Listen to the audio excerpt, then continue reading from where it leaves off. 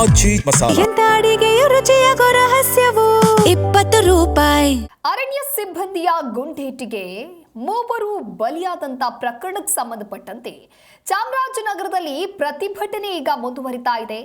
ಸೂಕ್ತ ನ್ಯಾಯ ದೊರಕುವವರೆಗೂ ನಮ್ಮ ಹೋರಾಟ ಅಂತ ಹೇಳಿ ಬಿಗಿ ಪಟ್ಟು ಹಿಡಿದಿದ್ದಾರೆ. ಮೃತರ ಕುಟುಂಬಕ್ಕೆ ತಲಾ 1 ಕೋಟಿ ರೂಪಾಯಿ ಪರಿಹಾರ, ಒಬ್ಬರಿಗೆ ಸರ್ಕಾರಿ ನೌಕರಿ ಕೊಡಿ, ಅರಣ್ಯ ಸಿಬ್ಬಂದಿ ಶಿಕ್ಷೆಗೆ ಪಟ್ಟು ಹಿಡಿದಿದ್ದಾರೆ. ಅರಣ್ಯ ಸಿಬ್ಬಂದಿಗಳಿಗೆ ಶಿಕ್ಷೆ ಆಗಬೇಕು ಅಂತ ಸದ್ಯ ಈಗ ಕುಟುಂಬಸ್ಥರು ಹಾಗೆ ಗ್ರಾಮಸ್ಥರು ಮಾಡ್ತಾ ಇರುವಂತಹ ಹೋರಾಟ ಇದು. ರಾತ್ರಿ ಇಡೀ ಪ್ರತಿಭಟನೆಯನ್ನ ಮಾಡಿದ್ದಾರೆ ಕುಟುಂಬಸ್ಥರು, ಸ್ಥಳೀಯರು ರಸ್ತೆಯಲ್ಲೇ ಮಲಗಿದ್ದಾರೆ ಕುಟುಂಬಸ್ಥರು.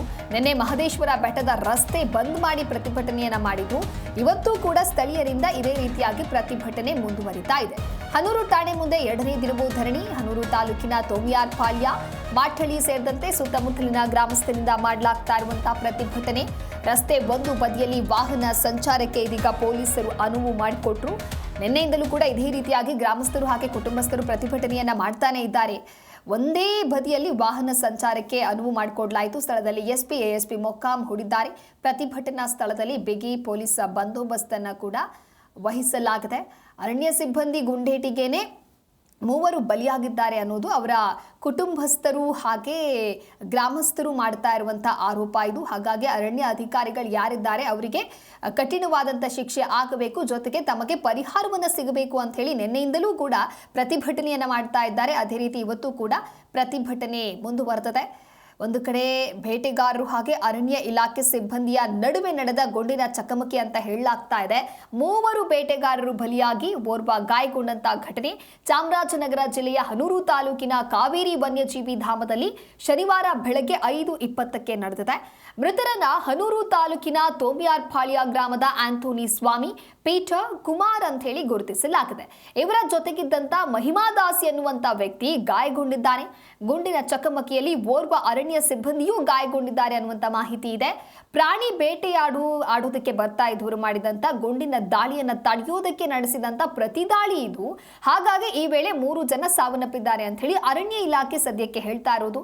ಸೊ ಇಲ್ಲಿ ತನಿಖೆ ಆಗುವಂತ ಕೆಲಸ ಆಗ್ತಾ ಇದೆ. ತನಿಖೆಯ ನಂತರದಲ್ಲಷ್ಟೇ ಯಾರದ್ದು ಸತ್ಯ ಯಾರದ್ದು ಸುಳ್ಳು, ಯಾವ ರೀತಿಯಾಗಿ ಆರೋಪವನ್ನ ಮಾಡ್ತಾ ಇದ್ದಾರೆ ಎಲ್ಲವೂ ಕೂಡ ತಿಳಿದು ಬರಲಿದೆ.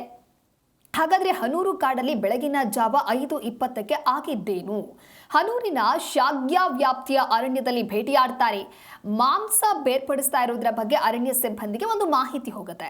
ಕೂಡಲೇ ಸ್ಥಳಕ್ಕೆ ದೌಡಾಯಿಸಿ ಬೇಟೆಗಾರರನ್ನ ಹಿಡಿಯೋದಕ್ಕೆ ಅರಣ್ಯ ಸಿಬ್ಬಂದಿ ಯತ್ನಿಸಿದ್ದಾರೆ. ಈ ವೇಳೆ ಬೇಟೆಗಾರರಿಂದ ದಾಳಿಯಾಗಿದೆ ಅಂತ ಅರಣ್ಯ ಇಲಾಖೆ ಹೇಳ್ತಾ ಇರೋದು. ಆತ್ಮರಕ್ಷಣೆಗಾಗಿ ಅರಣ್ಯ ಸಿಬ್ಬಂದಿ ಪ್ರತಿದಾಳಿಯನ್ನ ಮಾಡ್ತಾರೆ. ಸ್ಥಳದಲ್ಲಿ 2 ಬೇಟೆಗಾರರು ಸಾವನ್ನಪ್ಪಿದ್ರೆ ಮತ್ತೊಬ್ಬ ಆಸ್ಪತ್ರೆಗೆ ಸಾಗಿಸುವಾಗ ಸಾವನ್ನಪ್ಪಿದ್ದಾರೆ. ಘಟನೆಯಲ್ಲಿ ಒಬ್ಬ ಅರಣ್ಯ ಸಿಬ್ಬಂದಿಗೂ ಗಾಯ ಆಗಿದೆ. ಆದರೆ ಈ ಕಾರ್ಯಾಚರಣೆನೇ ನಕಲಿ ಅಂತೇಳಿ ಗ್ರಾಮಸ್ಥರಿಂದ ಮತ್ತೊಂದು ಆರೋಪ ಮಾಡಲಾಗ್ತಾ ಇದೆ. ಆಕ್ರೋಶಗೊಂಡು ಅರಣ್ಯ ಇಲಾಖೆಯ ಕಚೇರಿಗಳನ್ನ ಧ್ವಂಸ ಮಾಡಿದ್ದಾರೆ, ಪೀಠೋಪಕರಣಗಳನ್ನ ನಾಶ ಮಾಡಿದ್ದಾರೆ. ಜನರು ಅಲ್ಲಿರುವಂತಹ ಎಲ್ಲ ಈ ರೀತಿ ಪೀಠೋಪಕರಣಗಳನ್ನ ಧ್ವಂಸ ಮಾಡಿ ನಾಶ ಮಾಡಿದ್ದಾರೆ. ಮೃತರು ಬೇಟೆಗಾರರೇ ಅಲ್ಲ, ಜಾನುವಾರುಗಳನ್ನ ಕರೆತರುವುದಕ್ಕೆ ಅರಣ್ಯಕ್ಕೆ ತೆರಳಿದ್ದಂಥ ಮುಗ್ಧ ವ್ಯಕ್ತಿಗಳು, ಅವರು ಅಮಾಯಕರು ಅಂತ ಹೇಳಿ ಗ್ರಾಮಸ್ಥರು ಮಾಡ್ತಾ ಇರುವಂತಹ ವಾದ. ಒಂದು ಕಡೆ ಗ್ರಾಮಸ್ಥರ ಈ ರೀತಿಯಾದಂತಹ ಆಕ್ರೋಶ, ಇನ್ನೊಂದು ಕಡೆ ಅರಣ್ಯ ಇಲಾಖೆ ಹೇಳ್ತಾ ಇರೋದು ಅವರದ್ದೇ ತಪ್ಪು ಅಂತ ಹೇಳಿ. ಹಾಗಾಗಿ ತನಿಖೆಯ ನಂತರದಲ್ಲಷ್ಟೇ ವಾಸ್ತವಾಂಶ ಏನು ಎತ್ತ ಅನ್ನೋದು ತಿಳಿದು ಬರುತ್ತೆ. ಈಗ ಪ್ರತಿಭಟನೆಯನ್ನ ಮಾಡಲಾಗ್ತಾ ಇದೆ. ನೀವು ಕೂಡ ಪ್ರತಿಭಟನೆಯನ್ನ ಮಾಡಿದ್ರು, ಅದೇ ರೀತಿ ಇವತ್ತು ಕೂಡ ಪ್ರತಿಭಟನೆ ಮಾಡ್ತಾ ಇರುವಂತಹ ಎಲ್ಲ ದೃಶ್ಯಗಳನ್ನ ನೀವು ಗಮನಿಸ್ತಾ ಇದ್ದೀರಿ.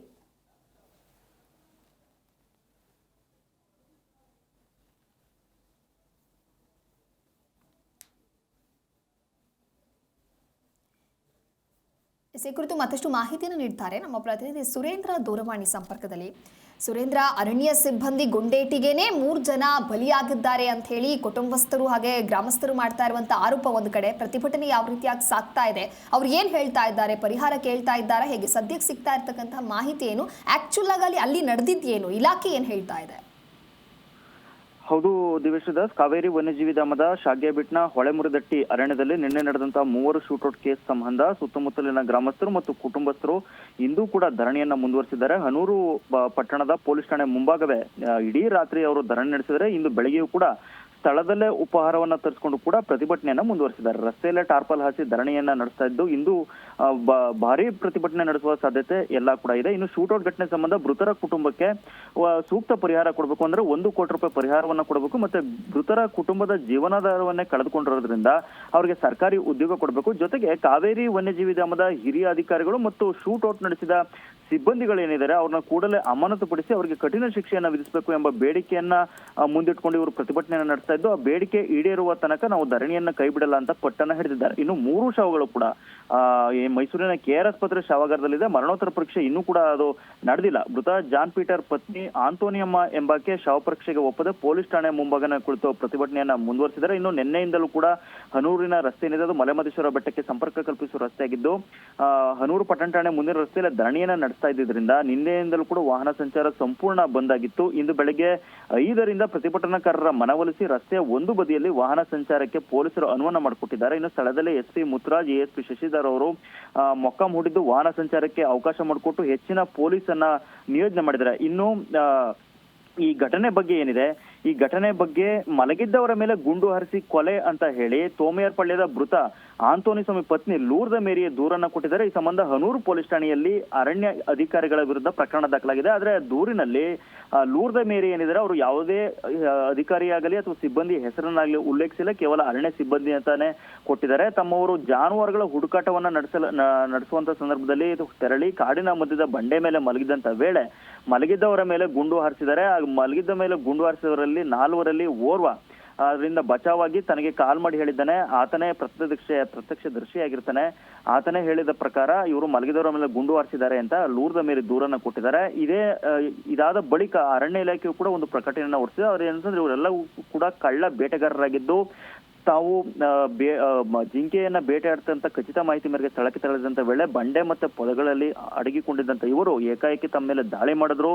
ನಾವು ಎಷ್ಟೇ ಮನವೊಲಿಕೆ ಮಾಡಲು ಪ್ರಯತ್ನ ಪಟ್ಟರೂ ಕೂಡ ಅವರು ದಾಳಿಯನ್ನ ಮುಂದುವರಿಸಿದ್ರೆ ನಾವು ಆತ್ಮರಕ್ಷಣೆಗಾಗಿ ಮತ್ತೆ ನಮ್ಮ ಪರಿಸ್ಥಿತಿ ಕೈ ಮೀರಿದ್ದರಿಂದ ನಾವು ಪ್ರತಿ ದಾಳಿ ಮಾಡಿದ್ಮೋ. ಈ ವೇಳೆ ಅವರು 3 ಮೃತಪಟ್ಟಿದ್ದಾರೆ. ಜೊತೆಗೆ ನಾವು ಜಿಂಕೆ ಮಾಂಸ 20 kg ಮಾಂಸ, ನಾಡ ಬಂದೂಕುಗಳು ಮತ್ತೆ ಅಡಿಗೆ ಸಾಮಾನುಗಳು, ಸಾಂಬಾರ ಪದಾರ್ಥಗಳು, ಮದ್ದು ಮತ್ತೆ ಏನು ಗನ್ಗೆ ಬಳಸ್ತಕ್ಕಂಥ ಬಾಲ್ಸ್ಗಳು ಎಲ್ಲವನ್ನು ಕೂಡ ವಶಪಡಿಸಿಕೊಂಡಿವೆ ಅಂತ ಅರಣ್ಯ ಇಲಾಖೆ ಒಂದು ಪ್ರಕಟಣೆಯನ್ನ ಹೊರಡಿಸಿದೆ. ನಿನ್ನೆ IGP ದಕ್ಷಿಣ ವಲಯ IGP ಆದಂತ ಬೋರ್ಲಿಂಗ ಅವರು ಕೂಡ ಹನೂರು ಠಾಣೆಗೆ ಭೇಟಿ ಕೊಟ್ಟರು. ದೂರನ್ನು ಕೂಡ ಅವರೆಲ್ಲ ಮಾಡಿದ್ರು. ಜೊತೆಗೆ 2 ಆಯಾಮಗಳಲ್ಲಿ ನಾವು ತನಿಖೆಯನ್ನ ನಡೆಸ್ತೇವೆ ಅಂತ ಅವರು ಒಂದು ತಿಳಿಸಿದ್ದಾರೆ. ಜೊತೆಗೆ ಅರಣ್ಯ ಇಲಾಖೆ ವರ್ಷನ್ ಏನಿದೆ, ಜೊತೆಗೆ ಈ ಕುಟುಂಬಸ್ಥರ ವರ್ಷನ್ ಇದೆ, 2 ವರ್ಷಗಳನ್ನ ನಾವು ತನಿಖೆ ನಡೆಸ್ತೇವೆ, ಸತ್ಯಾಸತ್ಯತೆಯನ್ನ ಆದಷ್ಟು ಬೇಗ ಹೊರತರ್ತೇವೆ ಅಂತ ಬೋರ್ಲಿಂಗ್ ಅವರು ಹೇಳಿದ್ದಾರೆ. ಒಟ್ಟಿನಲ್ಲಿ ಹೇಳ್ಬೇಕು ಅಂತಂದ್ರೆ ಇವತ್ತು ಭಾರಿ ಪ್ರತಿಭಟನೆ ನಡೆಯುವಂತ ಸಾಧ್ಯತೆ ಇದೆ. ಜೊತೆಗೆ ಬಿಗಿ ಪೊಲೀಸ್ ಭದ್ರತೆಯನ್ನು ಕೂಡ ಹನೂರು ಪಟ್ಟಣ ಕೇಂದ್ರದಲ್ಲಿ ಕೈಗೊಳ್ಳಲಾಗಿದೆ. Divyashree Das. Okay, thank you Surendra ನಿಮ್ಮೆಲ್ಲ ಮಾಹಿತಿಗಾಗಿ.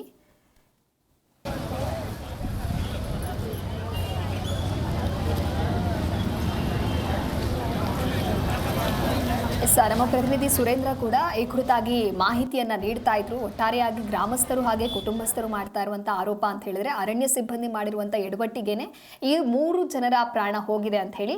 ಇನ್ನೊಂದು ಕಡೆ ಅರಣ್ಯ ಸಿಬ್ಬಂದಿಗಳು ಹೇಳ್ತಾ ಇರೋದು ಅವರೇ ಈ ರೀತಿಯಾಗಿ ದಾಳಿಯನ್ನ ಮಾಡೋದಕ್ಕೆ ಬರ್ತಾರೆ, ಹಾಗಾಗಿ ಪ್ರತಿ ದಾಳಿಯನ್ನ ಮಾಡೋದಕ್ಕೆ ಸಿಬ್ಬಂದಿಗಳು ಪ್ರಯತ್ನವನ್ನ ಪಟ್ಟಿದ್ದಾರೆ, ಆಗ ಈ ರೀತಿಯಾದಂತಹ ಘಟನೆ ಆಗಿದೆ ಅಂತ ಹೇಳಿ ಇಲಾಖೆ ಹೇಳ್ತಾ ಇರೋದು.